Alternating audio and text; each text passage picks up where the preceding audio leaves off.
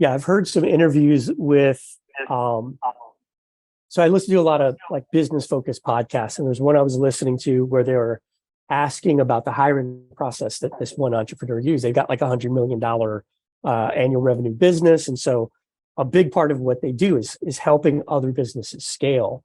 And they were talking about how in their interviews, they would ask them things like they would give them a real problem that they had in their business that was in the wheelhouse of whoever was going to fill that seat that they were looking to fill. And then they would ask them, how would you help us solve that problem if you had this role?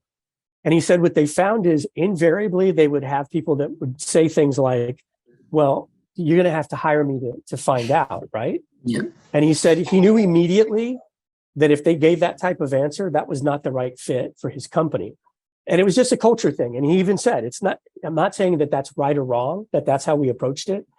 But the way we operate, we operate with radical candor. We have make a big deal about transparency. And we want people that are just going to give everything they have all the time.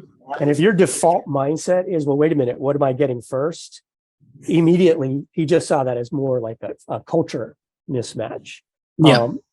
So I'm curious, when you're talking to on the employer side, like on the company side, what are some of the things that you're seeing people that let's step aside from the technical skills for a moment and think about more the intangibles.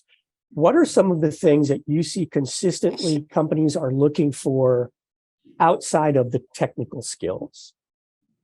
Yeah, so it's that creative thinking is a big piece that, again, in finance professionals in general, you don't find it as much, I would say. But that's where it's, again, they're the ones that then keep moving up the ladders, and you see it very much in CFOs because, again, at the end of the day, it's not clear cut, right? You're able to make decisions based on the specific business you're working for, and you need to understand every area and why they're doing certain things and why they're spending certain amounts and why they're asking for certain budgets, right? So that sort of more creative and open-minded thinking is very important. And somebody that's a bit more, again, open-minded to listening, right? So it's not about necessarily saying this is what it is.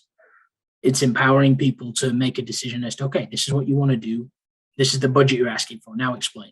Right. So that there's a good understanding as to why and what type of return on revenue are we going to get, for example. So, because obviously that's a big area, right? At the end of the day, as a finance professional, you're looking at ROIs a lot, right? When it comes to the business, but there's different things when it comes to branding, things that you're not going to necessarily see an immediate ROI to it, but there needs to be some type of traction to that. There still needs to be branding done from a business perspective. So it's that creative mindset, I would say, that is a big area that those types of finance professionals will move up a lot quicker than necessarily somebody that's just an analytical thinker.